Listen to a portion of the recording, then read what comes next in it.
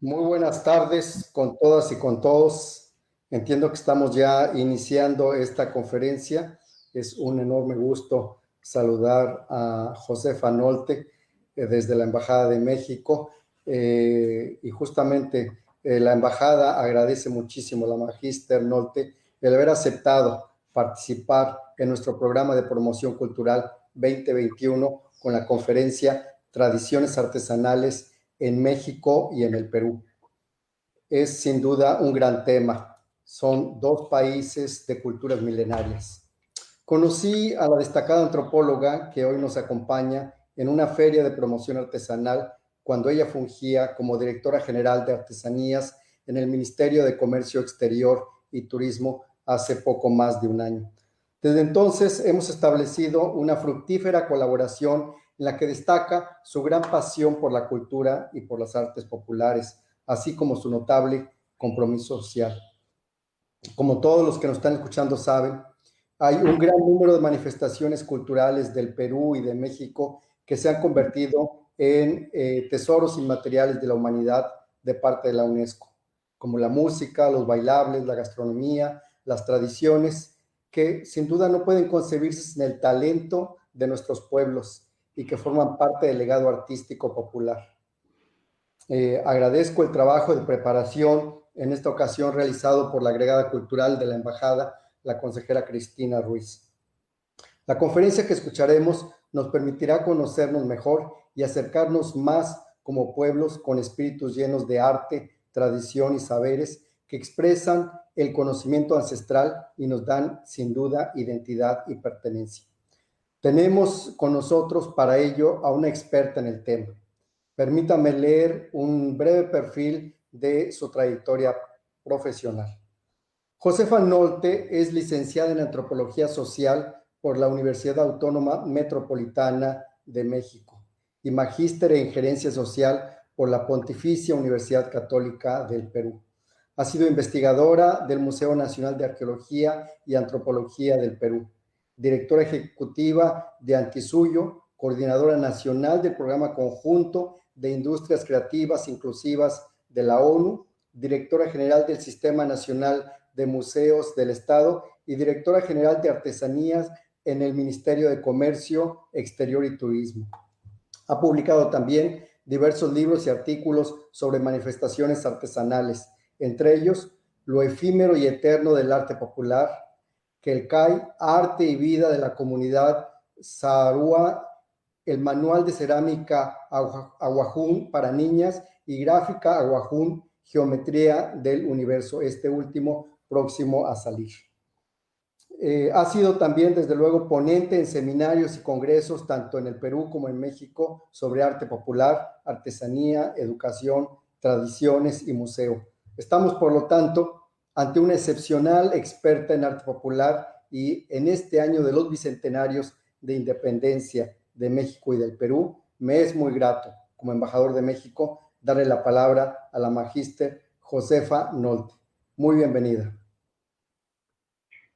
Muy buenas tardes con todos y con todas. Muchísimas gracias por la presentación. Yo debo de agradecer esta invitación de la Embajada de México que me ha enfrentado a un gran reto porque yo manejaba como dos corrientes que me ayudaban a comprender algunas cosas, pero nunca me había sentado a hacer un trabajo de presentación tanto de la normativa de ambos países como de desarrollo mismo de las artesanías y las culturas populares, de sus retos, a pesar de mi experiencia en México. Por lo tanto, este trabajo de hace un par de semanas ha sido muy fructífero. Les agradezco el reto y la oportunidad. Creo que además me he quedado con la miel en los labios. Voy a tener que continuar profundizando en lo que hoy día les voy a presentar. Si me permiten, voy a compartir la pantalla con ustedes para poder hacer la presentación un poquito más gráfica. ¿Me pueden confirmar que ya ven la pantalla completa, por favor? Sí, sí se ve. Perfecto. Bueno, esta es una presentación sobre las tradiciones artesanales de México y de Perú. Me he permitido poner a una de mis nietas de Chicahuastla, en Oaxaca. y a la derecha una compañera de una de las comunidades del Cusco, porque sin duda alguna nuestros países tienen una gran diversidad cultural y eso es lo que nos hace, por un lado, culturalmente más ricos y diversos y por otro lado, nos enfrenta a un gran reto. Ustedes saben, la cultura es el producto de la relación de los humanos con la naturaleza, que para cubrir sus necesidades básicas requieren de sus conocimientos que les permitan transformarla para poder sobrevivir. La cultura material significa que es la elaboración de productos para satisfacer las necesidades básicas de acuerdo a lo que la naturaleza les ofrece, llegando a la especialización conforme evolucionan las sociedades de simples a complejas. Les he puesto un pequeño gráfico donde aparece la naturaleza en color verde y luego hacia la derecha, bueno, de ahí se recogen las materias primas, se desarrollan herramientas que permiten transformar en objetos que satisfagan las tres necesidades básicas de los humanos: el abrigo, la alimentación y el refugio. Característica principal es que la cultura material inicialmente es fundamentalmente utilitaria en cuanto a su forma y a su función. Conforme evolucionan las sociedades, la organización social comienza a tener jerarquías y comienzan a ejercerse el poder, bien sea religioso, militar, etcétera, y entonces se requiere de satisfacer otras necesidades, además de las básicas. Comienza el culto a los dioses, el tributo a las autoridades político-religiosas, y se requiere también de aprovisionar al ejército. Esto lo que propicia es la diversificación. Además de tener artesanía utilitaria para la vida cotidiana y para satisfacer las necesidades básicas de alimentación, abrigo y refugio, comienzan a elaborarse productos para los rituales que se utilizan en eventos especiales. De acuerdo a los ciclos de vida, por ejemplo, los nacimientos, los ritos de pasaje en la pubertad, las bodas, la muerte, pero también a los ciclos de la naturaleza, los cambios de estación, los calendarios agrícolas, las fiestas patronales, y eso conlleva a la producción de una serie de elementos y de objetos específicos para determinados eventos. Y a partir de eso surge ya la especialización, es decir, algunas personas se dedican exclusivamente a producir determinados objetos. Y entonces aparecen los orfebres, los ceramistas, los textileros, los lauderos, etc. En la pirámide de la derecha lo que he puesto es cómo a partir de las élites políticas y religiosas y de la presencia del ejército, el pueblo requiere de que algún sector se especialice y que aparezcan los artesanos. Una vez que aparecen los artesanos, en la relación misma entre los pueblos comienza ya el intercambio de productos. Por ejemplo, es muy claro que los pobladores de las épocas precolombinas intercambiaban sus productos en forma regular, los que estaban en las zonas serranas hacia las zonas más costeñas o de selva, ¿no? Les he puesto aquí una lámina que he tratado de ser lo más gráfica en relación a lo que significa el mestizaje. Y lo más gráfico me pareció trabajar sobre la indumentaria. En la parte superior de la izquierda ven ustedes la indumentaria de diversas culturas precolombinas peruanas y en la parte inferior la diversidad de trajes que trajeron los españoles y también el aporte de la cultura africana con la llegada de los esclavos. En el caso del Perú, nosotros utilizábamos básicamente el pelo de los camélidos y el algodón principalmente, y la ropa era ropa ensamblada hecha en telares de cintura. En el caso de la ropa europea, es ropa de corte y confección, es decir, ellos tenían que tejer las telas y después recortar y coser. Entonces, son dos tecnologías, dos materias primas y cada una conlleva su propio conocimiento. En la del lado derecho he puesto lo que ha significado el mestizaje y ustedes pueden encontrar algunos trajes de las épocas coloniales, como es el de la tapada, que en el Perú tiene mucho significado, o el de la frutera, que está también ahí en la parte central, pero todos los demás trajes son trajes contemporáneos peruanos de diferentes pueblos originarios del Perú, tanto de la sierra como de la selva.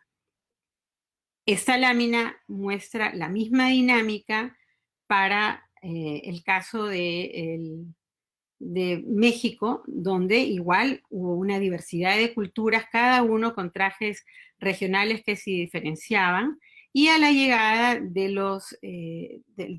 la conquista con los españoles, con la influencia tanto de árabes, de judíos como de africanos, hacen una mezcla y se realiza un mestizaje de igual forma. Los trajes que estoy mostrando en el lado derecho son trajes que actualmente se utilizan en forma cotidiana por los pueblos originarios y en algunos casos también por la población mestiza. En México se utilizó básicamente el algodón y también algunas fibras vegetales para la realización de la ropa. Perú y México son dos países que tienen una población diversa, indígena. En el caso de México, 68 pueblos indígenas. 21.6 de la población mexicana se autodenominan indígenas. Y en el caso peruano, 55 pueblos indígenas, muchos concentrados en la zona amazónica, como pueden ver en el mapa, y 26% de la población peruana se reconoce, se autodefine como población indígena. Esto nos enfrenta a un reto para poder realmente atender a esta diversidad y conforme les vaya explicando más adelante la presentación, se darán cuenta ustedes dónde están nuestros grandes retos, pero también nuestra gran riqueza. ¿Pero qué es la artesanía? Según la UNESCO, los productos artesanales son producidos por artesanos, ya sea totalmente a mano o con la ayuda de herramientas manuales o incluso de medios mecánicos, siempre que la contribución manual directa del artesano siga siendo el componente más importante del producto acabado. Se producen sin limitación por lo que se refiere a la cantidad y utilizando materias primas procedentes de recursos sostenibles. Entre paréntesis, agrego yo, esto es lo deseable. La naturaleza especial de los productos artesanales se basa en sus características distintivas, que pueden ser utilitarias, estéticas, artísticas, creativas, vinculadas a la cultura, decorativas, funcionales, tradicionales, simbólicas y significativas religiosa y socialmente. He ilustrado esta lámina con un bule laqueado de México y con una mate burilado de la región del Valle del Mantaro. Esto nos presenta esta definición, nos acerca a la multidimensionalidad de las artesanías. Por un lado, la cultural, porque la artesanía es una de las manifestaciones tangibles de la cultura. Los pueblos y las comunidades continúan usándolas, además de ofrecerlas al mercado, y un alto porcentaje de la población indígena produce artesanía. Por eso es que nosotros tenemos que poner énfasis en la atención a esta población. Por otro lado está la función o la dimensión patrimonial, porque la producción de artesanías encierra el conocimiento y los saberes tanto del medio ambiente como de técnicas de producción desarrolladas por años. Muchas artesanías han sido declaradas ya Patrimonio Cultural de la Nación, tanto en México como en el Perú. La dimensión económica, que tomó peso a partir de la década del 50 más o menos, porque se ha convertido en una fuente de ingresos económicos importante. Muchos artesanos y artesanas tienen como fuente de ingresos económicos complementarios la producción artesanal. En muchos casos es la única fuente de ingreso económico. Y la función social importantísima porque fortalece la identidad de las comunidades y propicia la asociatividad y el acercamiento entre los mismos integrantes de los pueblos. Entonces, ¿quiénes son los artesanos? Son personas que además de crear, producen, preservan tradiciones e identidad, luchan por sobrevivir y vivir dignamente de su trabajo, preservan saberes y técnicas, se vinculan al mercado con desventajas de conectividad, porque en muchos casos, como sabemos, la población indígena está en zonas alejadas, de poca accesibilidad, tienen todavía limitaciones de conectividad telefónica y de conectividad vía Internet, ¿no? Tienen alta resiliencia frente a las condiciones de sobrevivencia y se mantienen firmes en querer continuar siendo indígenas, lo cual saludamos gratamente, y transitan entre la tradición y la modernidad a través de la innovación. Voy a presentarles muy brevemente cómo funciona la normatividad y la estadística tanto en México como en el Perú. El ente rector de las artesanías en México es el FONART, Fondo Nacional para las Artesanías, que fue creado en 1974 y es un fideicomiso. Dependió de la Secretaría de Desarrollo Social hasta el 2018 y actualmente de la Secretaría de Cultura. Cuenta con un programa presupuestal. Entenderán ustedes que siempre tenemos por tener la artesanía, esta multidimensionalidad encaja muy bien porque muchos artesanos están en zonas de pobreza y la Secretaría de Desarrollo Social obviamente los acogió y funcionó bastante bien, pero sin duda alguna la producción artesanal también es parte importante de la cultura. Por lo tanto, el haberla colocado dentro de la Secretaría de Cultura nos permite pensar que se pondrá un poquito más de énfasis en aspectos relacionados a la cultura misma, ¿no? La Ley Federal para el Fomento de la Microindustria y la Actividad Artesanal fue declarada en el 1988, pero en el 2018 ya se ha presentado una iniciativa que expide la Ley Federal de Fomento y Desarrollo Artesanal y reforma y deroga diversas disposiciones de la Ley Federal para el Fomento de la Microindustria y la Actividad Artesanal, y esta discusión se hizo ya en la Cámara de Diputados. Como ustedes saben, México tiene un Congreso bicameral, tiene que todavía pasar a la Cámara de los Senadores y después podrá ser declarada ley. Es muy importante porque sin duda alguna la microindustria y la artesanía tienen procesos y caminos y mercados diferenciados. México cuenta con muchos concursos regionales y nacionales orientados a la preservación, el rescate y la innovación. Esperamos un día el Perú pueda adoptar como política también. Y en relación a la cantidad de los artesanos y artesanas estimada, nos encontramos en un gran debate. México lo tiene también. De acuerdo a la encuesta nacional de consumo cultural de México, aplicada por el INEGI a los pobladores de 12 años en adelante, con poblaciones que tenían más de 15,000 habitantes que se dedican con un mínimo de tiempo a la actividad, esa encuesta se aplicó en el 2012, en México hay 7.533.943 artesanos. Interesante también porque en algún momento México estableció que en cada indígena había un artesano o una artesana, y eso hacía un número bastante mayor de la población artesanal. En esta encuesta nacional del CUM, 66% eran mujeres y 34% eran varones. En el Perú, la Dirección General de Artesanías es el órgano de línea del Ministerio de Comercio Exterior y Turismo, que es el ente rector del sector. Cuenta también con un presupuesto orientado principalmente al incremento de la competitividad del sector. No olvidemos que el Ministerio de Comercio Exterior y Turismo tiene dos viceministerios, el Viceministerio de Comercio Exterior y el de Turismo, que acoge la Dirección General de Artesanía para atender a este sector. Existe una ley del artesano y de la actividad artesanal que fue promulgada en el 2009, cuyo reglamento está en revisión actualmente, y cuenta con un concurso nacional de innovación. Cuenta con premios a la trayectoria de algunos artesanos, pero aún no contamos con estos importantes concursos regionales y nacionales que promueve México y que creo que tenemos que seguir el ejemplo. En relación a la cantidad estimada de artesanos, oficialmente se maneja un estimado de alrededor de 450,000 a partir de los oficios identificados en el Instituto Nacional de Estadística e Investigación.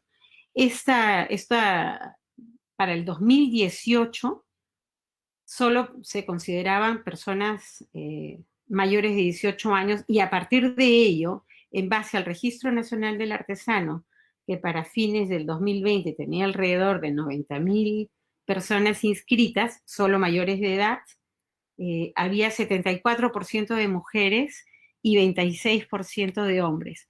Pueden apreciar ustedes en cuántos aspectos coincidimos los dos países. El otro gran reto que tenemos es el de las ramas o líneas artesanales. Las ramas o líneas artesanales son grupos o conjuntos de productos que utilizan los mismos procesos de producción artesanal o las mismas materias primas. Generalmente se clasifican por técnica o materia prima, pero también se pueden clasificar por el uso, como es la juguetería, la sombrerería, las máscaras, la indumentaria tradicional, etc. Tenemos listas de líneas artesanales diferentes entre un país y otro. Coincidimos en algunos, coincidimos en un 80% y en un 20% nos diferenciamos. Este es un trabajo que se estuvo conversando con todos los países participantes de Iberartesanías, y veíamos la necesidad de que por lo menos a nivel de Latinoamérica nos pusiéramos de acuerdo en temas relacionados, por ejemplo, a las líneas artesanales, para poder establecer políticas compartidas a nivel Latinoamérica. En esta lámina, yo sé que algunos economistas de los duros me dirían que estoy comparando cosas diferentes, y es cierto. Estoy comparando, en México lo que he encontrado es la distribución porcentual de la contribución al PBI de las artesanías en el año 2016, y podrán apreciar ustedes que las fibras vegetales y los textiles son, digamos que un 40%.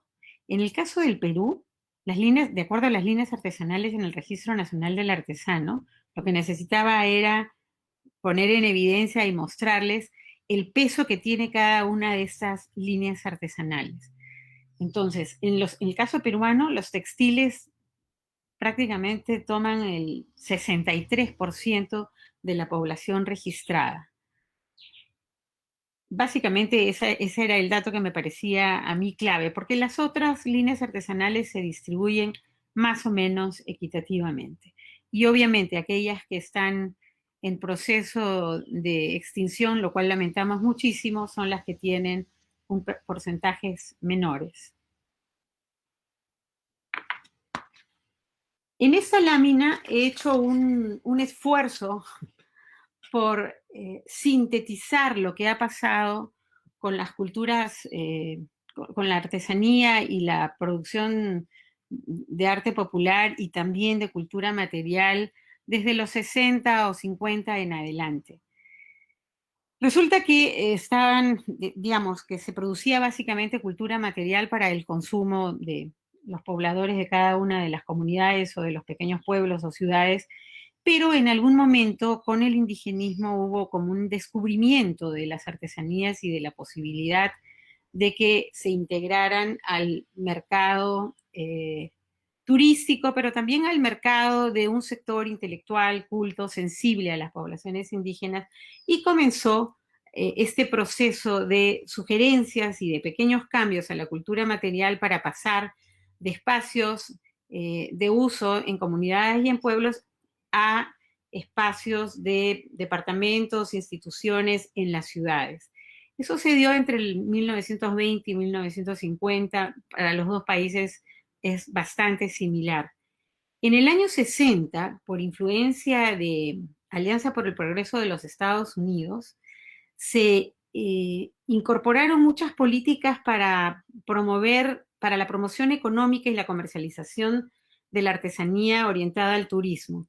Y es ahí donde hay cambios más profundos, porque la mirada de los funcionarios de Cuerpo de Paz y otras instituciones de los Estados Unidos que llegaron a intervenir en las zonas rurales de ambos países, lo que sugerían era que se hagan productos baratos, poca mano de obra, poca materia prima, y que se adapten además a las necesidades y a los gustos de una población foránea. Esto ha generado, de alguna manera, a mí me parece, toda esta cultura del souvenir.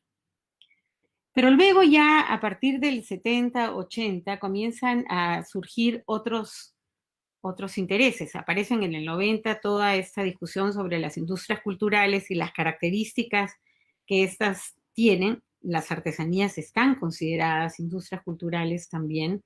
Y entonces se comienza a reflexionar y a incentivar el que se desarrollen productos que tengan un valor económico, que mantengan una estética, que tengan una diferenciación, porque eso los hace deseables al mercado, y se promueve la continuidad, digamos, en fortalecer su vínculo al comercio. También son los años en que se incrementa significativamente el turismo. Llegamos al nuevo milenio y aparecen varias cosas. En 2003, UNESCO comienza a hablar de lo que son los reconocimientos de patrimonio cultural o patrimonio inmaterial de los diferentes países, inclusive se construye la lista de patrimonio inmaterial de la humanidad. Muchos productos artesanales están ya reconocidos por los propios estados y la UNESCO, y muchos productos también están ya en estas listas de patrimonio inmaterial de la humanidad. En paralelo, se formulan los nuevos objetivos del milenio, donde se promueve la sostenibilidad ambiental, el trabajo decente que conlleva un pago justo, y la producción y consumo responsable que conlleva, por un lado, el respeto de los productores y, a su vez, el respeto de los consumidores hacia los productores. En este afán hemos estado entre el 2015 y estos últimos años, porque después de los objetivos del milenio han aparecido los objetivos del desarrollo que se incrementan hasta que llega la pandemia, y la pandemia rompe muchas cosas. El sector artesanal ha sido uno de los más afectados porque el principal mercado para las artesanías, tanto de México como del Perú, es el turismo. En el Perú el turismo prácticamente ha estado en cero, sobre todo turismo receptivo, pero también el turismo interno. Y en México, hasta donde tengo información, no ha llegado a cifras tan dramáticas como las del Perú, pero sí ha golpeado muchísimo al sector artesanal. Entonces, rápidamente, este sector, que es un sector resiliente, ha reaccionado y ha desarrollado una diversidad de mascarillas con las respectivas tradiciones y técnicas locales. Se ha capacitado y está avanzando a pasos agigantados en el comercio digital, con mayor y menor éxito. No todos tienen la misma capacidad de respuesta. Y lo más grave, y lo he puesto porque creo que es importantísimo señalarlo, es que hay algunos artesanos y artesanas que están abandonando la actividad porque necesitan sobrevivir y necesitan los ingresos. Esto es grave y yo creo que vamos a tener que, desde los diferentes estados, instituciones y la propia sociedad civil, reaccionar para recuperar el que estas personas puedan retomar sus actividades.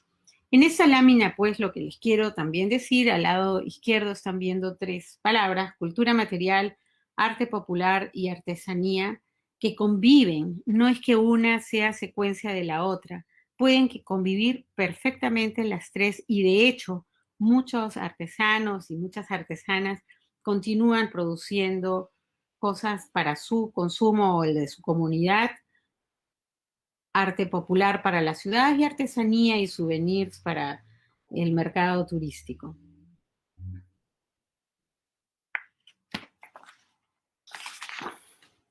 Tenemos, pues, como vemos, una problemática común. No se cuenta con estadística precisa sobre cantidad de artesanos, el valor de las exportaciones de artesanía, porque se incluyen dentro de las manufacturas o de las microindustrias. Las líneas artesanales normalizadas, por lo menos a nivel de los países latinoamericanos, todavía está en proceso. En el caso del Perú se está revisando el clasificador nacional, y en el caso de México he recibido Obviamente la que he puesto es la del FONART porque es el ente rector y oficialmente eso es lo que hay. Sin embargo, hay estudiosos de la actividad artesanal que están trabajando sobre clasificadores donde prevalezca bien sea la materia prima o la técnica. Entonces, creo que es un trabajo que todavía hay que continuar eh, revisando. La producción no cuenta con suficientes canales de comercialización y esta es una queja de todos los artesanos, a pesar de algunos canales oficiales como es el FONART en México. Perú no tiene una tienda oficial ni un canal oficial de venta de artesanía, pero es una demanda permanente. La dificultad para conservar elementos culturales ancestrales, y ese es el contrapeso con la demanda del mercado y las exigencias de tanto del mercado de comercio exterior como del mercado turístico, ¿no? La penetración de los denominados souvenirs y productos manufacturados con alta tecnología de forma masiva que se ofrecen bajo el título de artesanías. Lamentablemente, China y la India han invadido nuestros países con souvenirs, y en el caso de México, inclusive con ropa que remeda o imita a los huipiles y a las magníficas blusas bordadas. Y en eso creo que nos toca a nosotros estar muy conscientes de qué compramos y respetar la producción nacional. Por otro lado, los altos costos de la materia prima y la falta de capital por parte de los artesanos para proveerse también es una problemática común, y la escasez de materia prima y de recursos naturales para tintes naturales e insumos en la producción artesanal es un aspecto en el que hay que estar muy atentos, porque al incrementarse la demanda, en algunos casos cuando son plantas no renovables, se agotan. Y eso es algo que tenemos que salvaguardar. Las exigencias del mercado por imponer diseños ajenos a las tradiciones y al contexto artesanal nacional, que es algo a lo que estamos combatiendo, porque no se trata de tener mano de obra barata y que venga un diseño de afuera y nosotros simplemente lo mandemos a hacer. Esto es un tema que hay que trabajar muy cercanamente. Los saberes y conocimientos no son sistematizados y su fortaleza es esencialmente empírica. Se requiere de mayor inversión en investigaciones. Y una problemática común que me he olvidado de poner, y lo lamento, es la copia intelectual de los productos de propiedad colectiva. Lo hemos visto ya en 2 comunidades de México, lo hemos visto con la comunidad Shipibo en el Perú, y lamentablemente todavía no tenemos legislación que los proteja. El tema de la propiedad colectiva sigue siendo un problema legislativo que tenemos que abordar.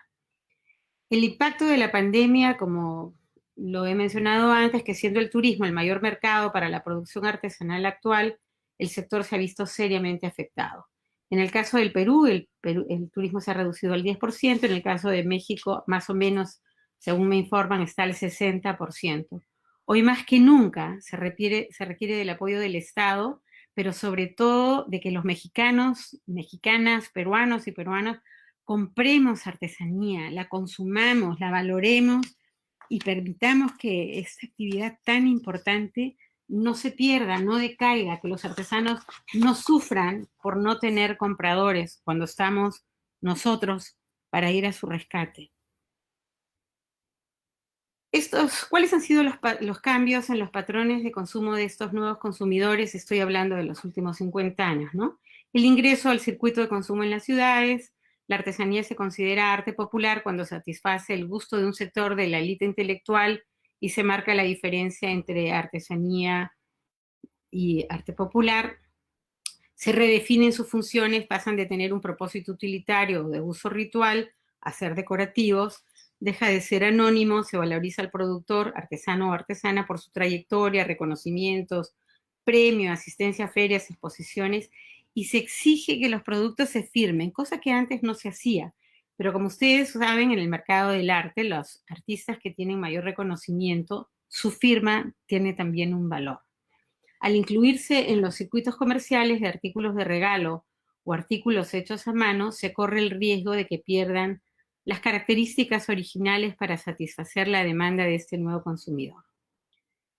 En el lado derecho he puesto las tensiones entre la tradición y el mercado, donde recojo en resumen, estas 5 grandes riesgos, ¿no? Que la mano de obra especializada, productos al gusto del cliente, caiga en manufactura, la innovación sin identidad, en la medida que la artesanía tiene un ADN al que no debemos de tocar, la artesanía convertida en manualidad, productos baratos en serie, que son básicamente lo que llamaríamos manufactura para producir souvenirs baratos, y la apropiación ilegal, que la copia de los productos que son es realmente bastante grave. Ahora sí vamos a entrar al recreo. En estas láminas lo que yo he hecho es poner productos artesanales de la misma línea, tanto de México, que está en todos los casos en el lado derecho, perdón, en el lado izquierdo y mío, o sea, el lado derecho ustedes, y en el lado opuesto los productos peruanos. Básicamente he puesto 3 textiles producto del telar de cintura en México, aunque son muchos más, pero hay un huipil, una faja y un rebozo. Y he puesto un rebozo y lo he puesto a un tamaño mayor porque el rebozo para mí es la pieza artesanal fundamental de la cultura mexicana. Es la pieza que use la mujer más humilde y es la pieza que usa la mujer más elegante en México. Lo usan todos para cargar a los niños, para llevar carga, para abrigarse, para lucir elegantes. Tiene múltiples funciones y es realmente importante. Se produce en varias regiones, se produce en algodón, en seda y se produce tanto en el telar de cintura como en el telar de pedales, pero la he puesto aquí porque le quiero dar el peso que tiene. En el caso del lado peruano he puesto un poncho porque sigue siendo una pieza de vestir emblemática, la manta que usan las mujeres, sobre todo en la sierra, la kushma, que es una pieza indumentaria que se sigue utilizando en la selva, cada vez más en desuso, pero es una pieza de origen precolombino y que es importante preservar y continuar, digamos, en su uso y en su consumo, aunque se tengan algunas variantes. El chumpi o cinturón o faja es algo que se usa en ambos países, al igual que los morrales y las alforjas. En el telar de pedales apreciarán ustedes que tenemos productos muy similares. Teotitlán y Ayacucho podrían hermanarse en cuanto a su producción. También hay un zarape de Saltillo y un jorongo de Michoacán. En la parte inferior hay 2 pobladores sarguinos con ponchos. El poncho que se utilizaba hace 50 años, que es el que tiene pocas listas, y el poncho que usan ahora los jóvenes. Lo importante de estos pueblos es que lo siguen utilizando y que los jóvenes están incorporando inclusive otros materiales y desarrollando nuevas iconografías, pero mantienen las formas y las tecnologías, cosa que es muy importante. Tenemos el bordado. Las piezas centrales aquí son un huipil un huipil zapoteco del Istmo y la parte de una pollera del Valle del Mantaro. Las técnicas son similares. En el Valle del Mantaro se llama el bordado talqueado.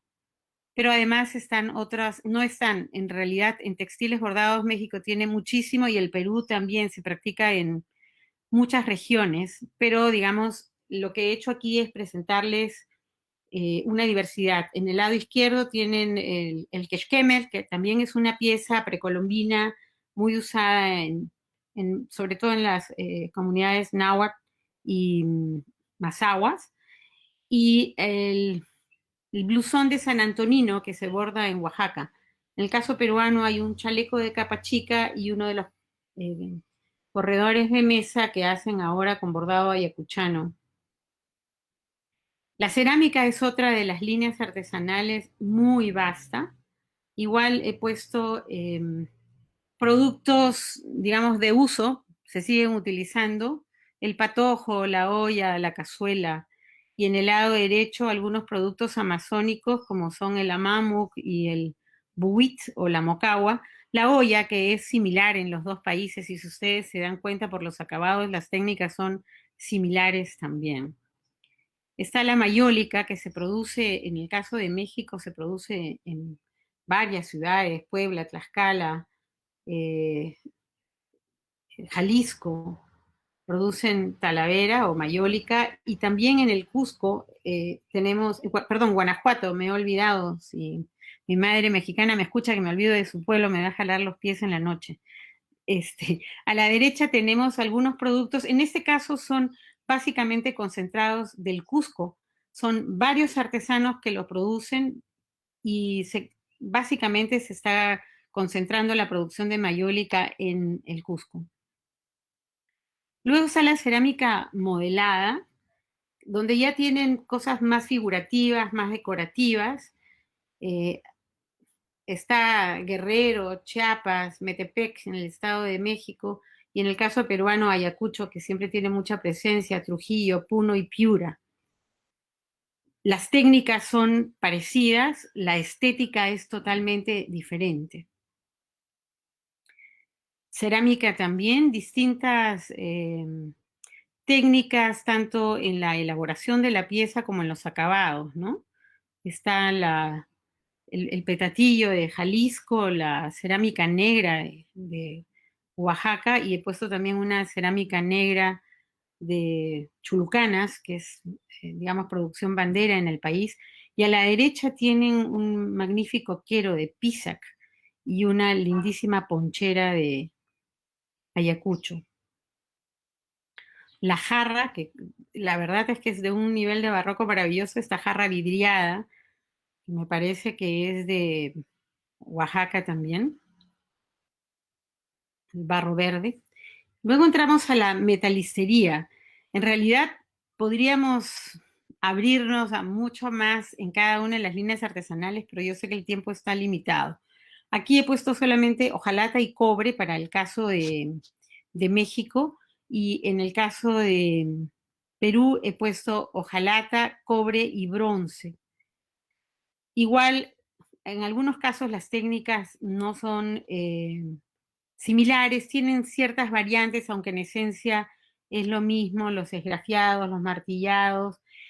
Quiero destacar este pequeño zorro que está abajo, porque este zorro ha sido hecho en Ayacucho, pero por primera vez han cortado las piezas en láser y las han ensamblado los artesanos. Pero ahí ya hay una intervención, digamos, de acortar los procesos de producción con los cortes que demoran tanto haciéndolos a mano a pasarlos al corte digital. Encarece muchísimo la pieza, yo creo que la hace de alguna forma inviable.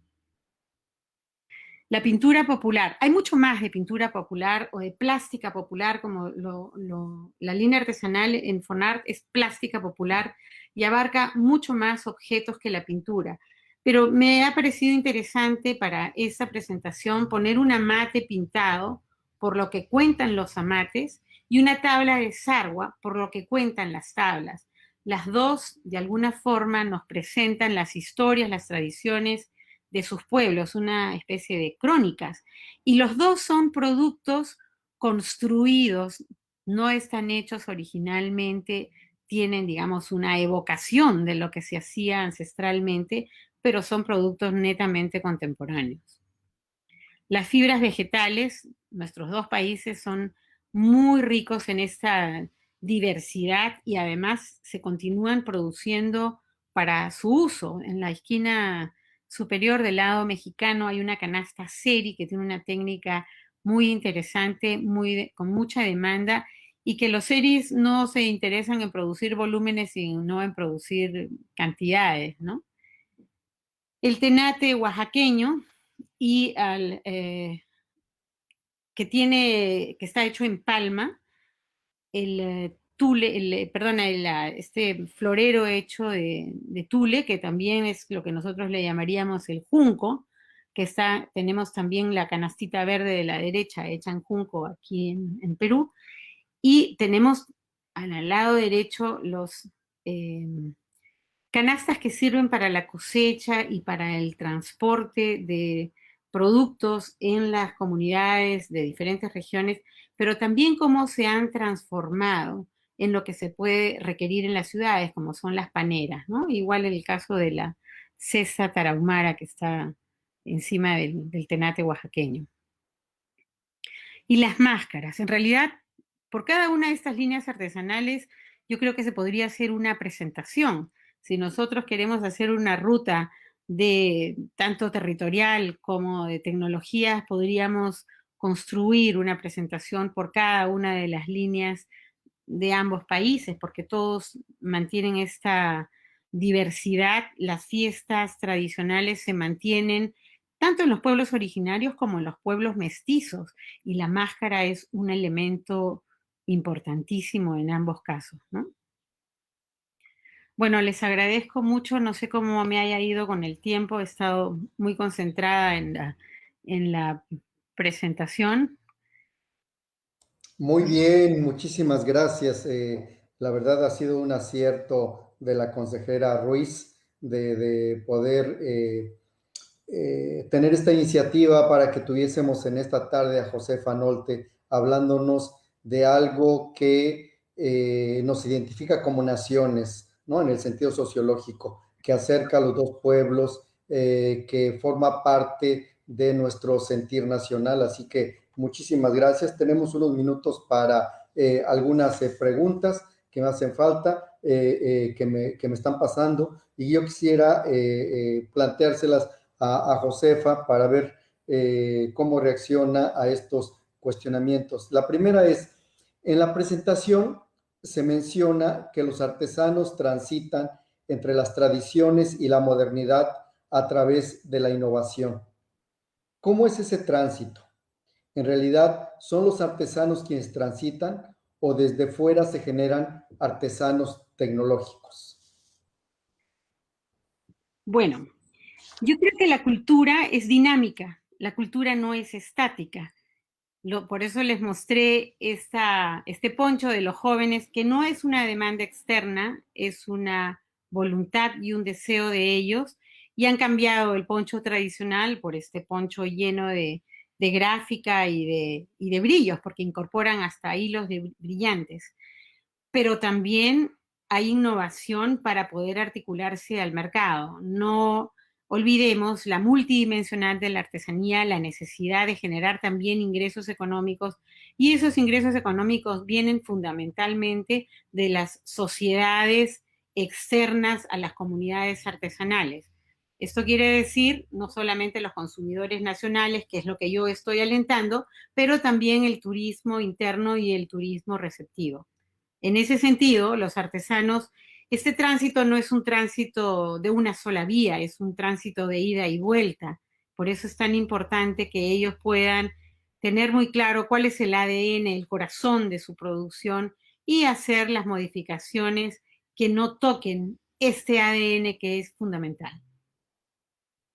Claro, muchísimas gracias. Una pregunta más que también me pasan es la siguiente. ¿Qué papel juegan las organizaciones de la sociedad civil en la promoción de las artesanías y en la búsqueda de actualización de la legislación que permita revalorar la labor artesanal? Bueno, la sociedad civil de alguna manera es un poco un motorcito. Nosotros como sociedad civil, como ciudadanos, tenemos que canalizar nuestras demandas, y no solo los artesanos, sino los ciudadanos que estamos conscientes de la necesidad del sector, en pedir que los congresistas, en el caso de México, diputados y senadores, en el caso de Perú, congresistas, atiendan esta demanda, promuevan leyes que los protejan, promuevan leyes que permitan poner un presupuesto mayor que atienda esta multidimensionalidad. En ese sentido, la sociedad civil tiene un rol importantísimo, pero también tiene un rol importantísimo en el consumo, porque nosotros al promover y al incentivar la producción artesanal es porque la vamos a consumir.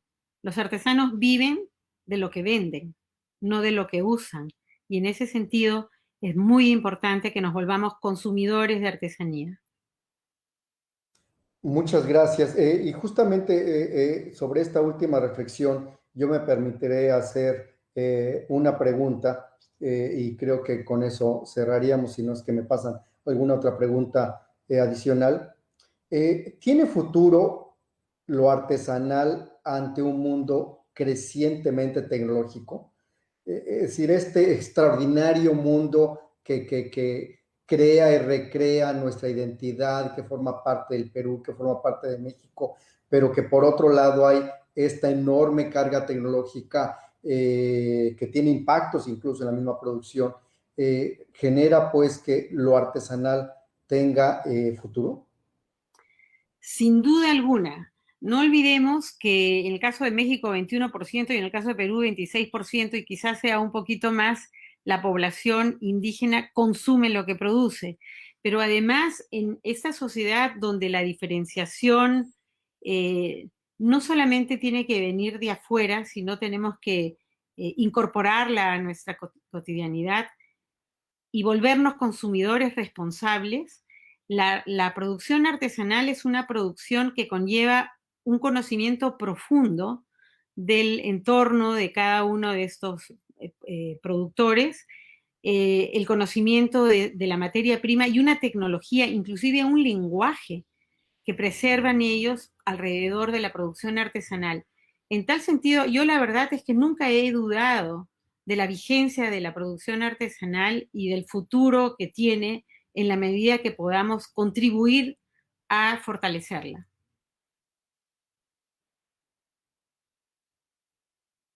Gracias. Me están justamente pasando alguna otra pregunta. Creo que ha causado muy buen interés esta conversación, este diálogo. Las cámaras de comercio han apoyado o financiado la mejora de técnicas artesanales en las comunidades indígenas del Perú.